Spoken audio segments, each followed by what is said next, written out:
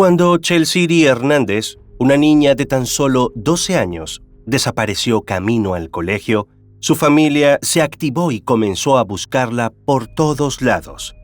Entre aquellos que parecían preocupados por su ausencia, se encontraba su tío, quien incluso ayudó a los esfuerzos de búsqueda y consoló a sus padres cuando la pequeña Chelsiri no apareció. Sin embargo, poco después se revelaría una terrible verdad. No solo encontrarían a Chelsiri sin vida, sino que su propio tío confesaría estar involucrado en lo ocurrido. El caso de Chelsiri Hernández. ¿Cuál es el límite de la maldad humana que lleva a los humanos a cometer los más atroces actos contra su propia especie? ¿Qué pasa en el cerebro de las mentes más malignas? Todas estas interrogantes nos han quitado el sueño por años. Y ahora, analizando y llevando a tu pantalla los más impactantes casos de la historia, queremos encontrar las respuestas. En Detectives Criminales, 3 veces por semana, te haremos conocer las más perturbadoras historias para que tú mismo puedas contestar esas interrogantes. Mi nombre es Levi y te doy la bienvenida a un video más. Chelsiri Paola Hernández Escalante nació en Guatemala entre los años 2007 y 2008. Era hija de Franklin Hernández, un agente de la Policía Nacional Civil, y de su madre, una mujer de la cual no se sabe casi nada, ya que ni siquiera su nombre fue reportado por los medios de comunicación. Además, se sabe que la niña tenía un hermano menor. Chelsiri, junto a su familia, vivía en Ciudad Quetzal, en el municipio de San Juan Zacatepeques, y era su abuela materna, Romelia, quien se encargaba principalmente de cuidarla a ella y a sus primos. Sobre la vida privada de Chelsiri no se sabe mucho, pero se reportó que cuando sucedieron los hechos, cursaba la educación secundaria. Quienes la conocieron la describen como una niña llena de energía, alegre, activa y con un corazón generoso. También se destacaba por ser muy inteligente y educada, cualidades que la hacían sobresalir entre sus compañeros. La noche del 3 de febrero de 2020, Chelsiri pasó un momento especial con su padre, como solían hacer cada vez que era posible. Juntos, cocinaron su platillo favorito y compartieron una agradable cena. Franklin, después de compartir con ella, tuvo que volver al trabajo, mientras Chelsiri, con tan solo 12 años, se preparó para ir a dormir, ya que al día siguiente debía ir a la escuela. Lo que nadie podía prever era que, tras esa noche tan tranquila y llena de cariño, la tragedia estaba por irrumpir en sus vidas de la manera más inesperada y devastadora. La mañana del 4 de febrero, Chelsiri desapareció mientras se dirigía al colegio. Cuando se hizo tarde y la niña nunca regresó de clases, la familia, llena de preocupación, tomó acción de inmediato, activando una alerta Alba Kenneth, un sistema utilizado en Guatemala para reportar la desaparición de personas menores de edad. Además, comenzó a circular una fotografía de Chelsiri en redes sociales, con la esperanza de que alguien pudiera ayudar a encontrarla. Lamentablemente, al día siguiente la situación dio un giro devastador. Un cuerpo fue hallado a la orilla de un camino de terracería, a unos 45 kilómetros de donde había desaparecido Chelsiri. Un hallazgo impactante. El director del Instituto Nacional de Ciencias Forenses informó que el cuerpo estaba completamente carbonizado, debido a que había sido expuesto a fuego directo durante un tiempo prolongado. Esta condición dificultó enormemente su identificación, y el cuerpo fue registrado inicialmente como XX, es decir, no identificado, y trasladado al instituto para los análisis necesarios. Según algunos medios de comunicación, el cuerpo llevaba puesto una cadena de oro con un dije con el nombre Chelsiri. Al parecer, este había sido un regalo para la niña debido a sus excelentes calificaciones. Sin embargo, era necesario confirmar sin lugar a dudas la identidad del cuerpo. Las condiciones en que se encontraba el cadáver hicieron que fuera posible identificarla únicamente mediante odontología forense, y no fue sino hasta el 10 de febrero que la identidad de la niña fue finalmente confirmada. Efectivamente, se trataba de Chelsiri. Desde el primer momento, la familia de Chelsiri sospechó de un hombre llamado Edgar Leonel Marroquín Barrera, quien era el esposo de una de las tías de la niña, y además tenía un hijo de tan solo 2 años en ese momento. Poco a poco salieron a la luz más detalles sobre Edgar, incluyendo que tenía un pasado oscuro y antecedentes relacionados con la drogadicción. Además, se supo que su madre había estado implicada en crímenes y estaba cumpliendo una condena en prisión. El padre de Chelsiri contó a las autoridades que creía que el responsable de la desaparición y el trágico asesinato de su hija era su concuño. Aparentemente, el hombre había desarrollado una obsesión por la niña. En una entrevista con un medio de comunicación local, Franklin reveló que Edgar se había comunicado con la familia para confesar lo que ocurrió el día en que Chelsiri desapareció y mencionó que planeaba quitarse la vida. Se reportó, además, que Edgar controlaba las redes sociales de Chelsiri sin que ella ni sus padres lo supieran, utilizando la función de control parental con la excusa de que era por su seguridad. Al parecer, en una ocasión, Edgar leyó una conversación entre Chelsiri y otra persona que no le gustó y se lo reclamó a la niña.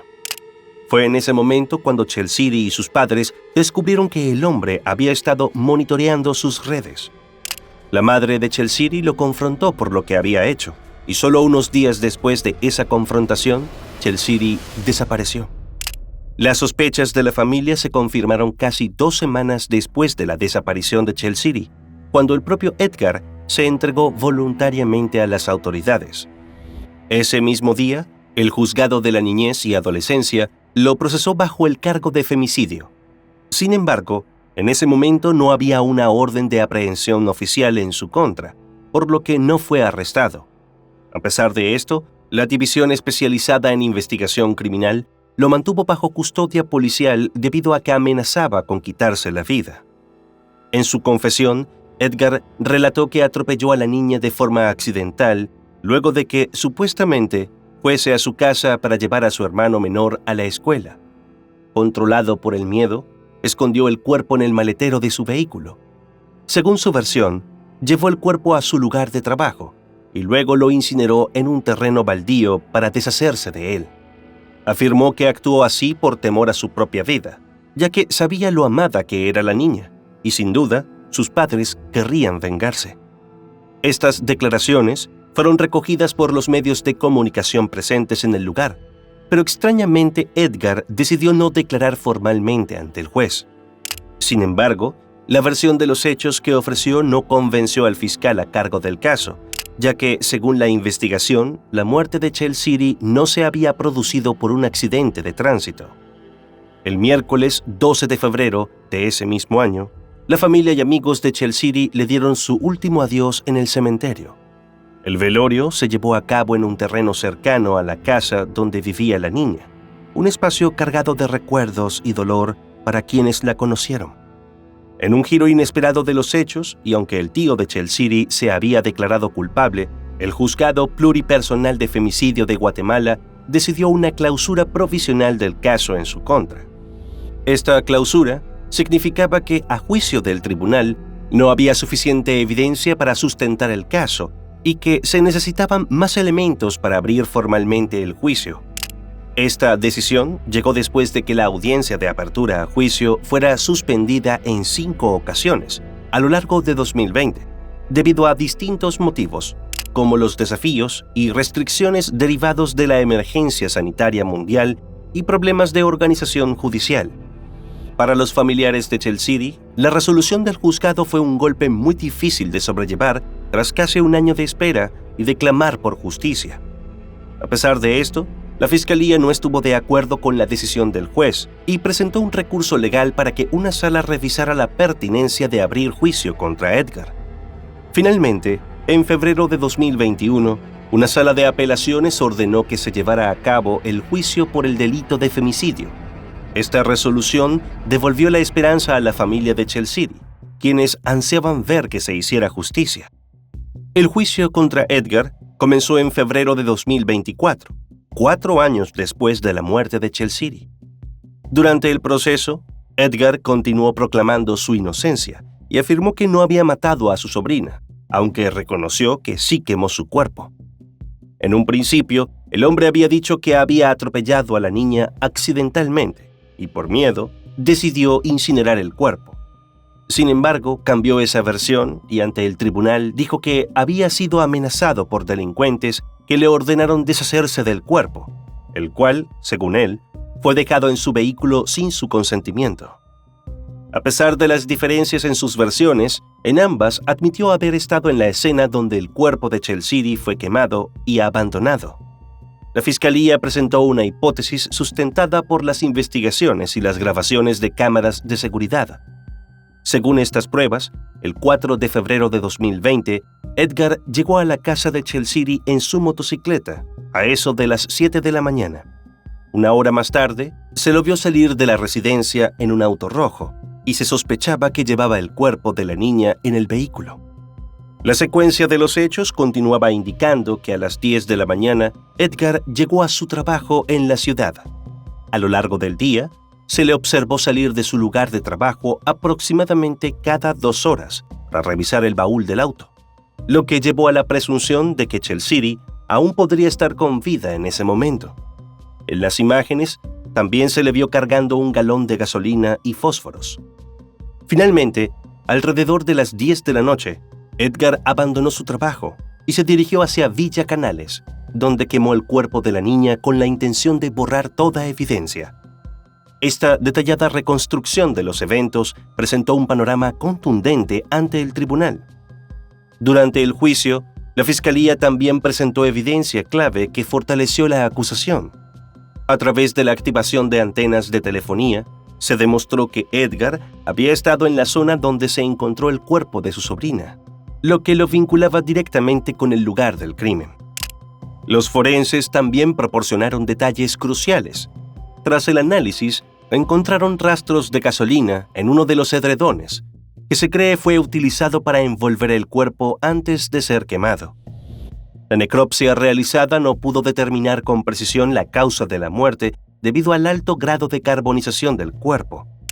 Sin embargo, los expertos sospechaban que Chelsea pudo haber estado viva cuando se le prendió fuego. Esto debido a algunas sustancias que se encontraron en su sangre, como por ejemplo la carboxihemoglobina. La carboxihemoglobina es un componente que se forma cuando el monóxido de carbono se une a la hemoglobina, lo que ocurre cuando una persona inhala humo. Para comparar, las personas que fuman habitualmente pueden tener hasta un 15% de carboxihemoglobina en su sangre, pero el examen realizado a Chelsea reveló que el nivel era mucho más alto, alcanzando el 30%. Este dato sugirió que la niña pudo haber estado respirando el humo mientras era quemada. Además, otro perito reveló que, al analizar las sábanas que fueron parte de la evidencia, se encontraron restos de semen, aunque no se pudo determinar a quién pertenecían. A pesar de este hallazgo, no fue posible confirmar si hubo abuso sexual o si Chelsea había sido ahorcada debido al grado extremo de carbonización del cuerpo. Luego, una psiquiatra testificó ante el tribunal, señalando que las acciones de Edgar mostraban un perfil sádico.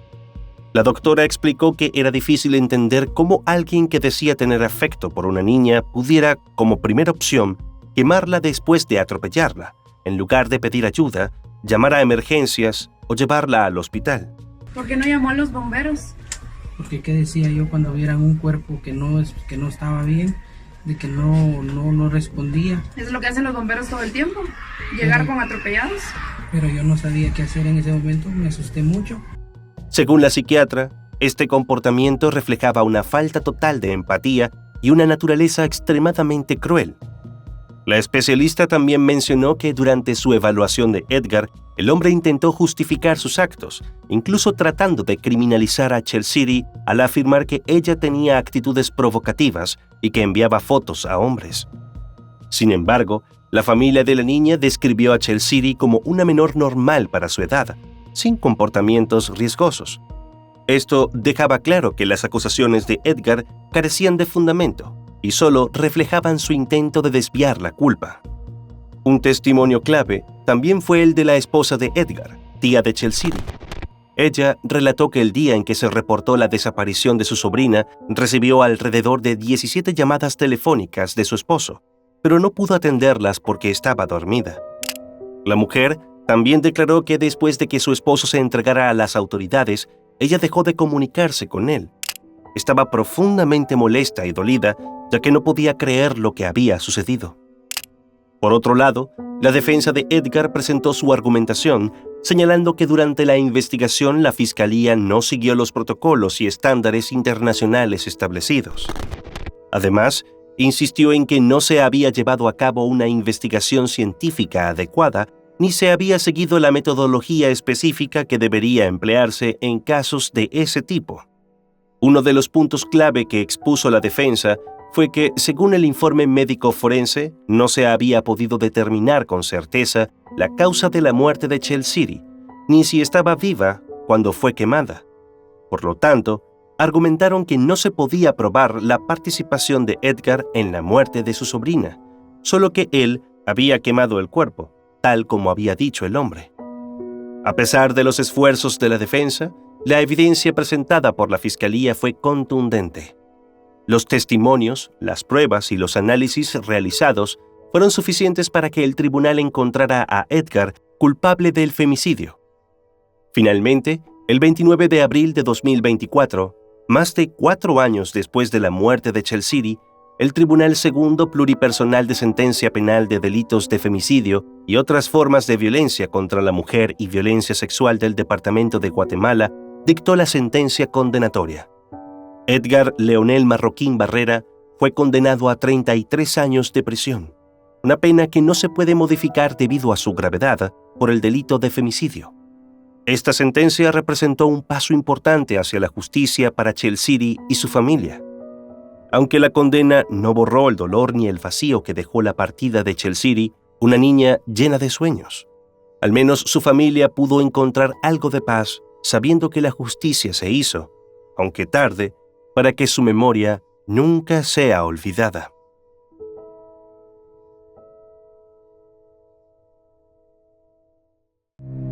Y bueno, hasta aquí un caso más. No te olvides antes de irte de dejar tu me gusta y suscribirte si este contenido te ha parecido interesante. Hasta otro episodio más de Detectives Criminales.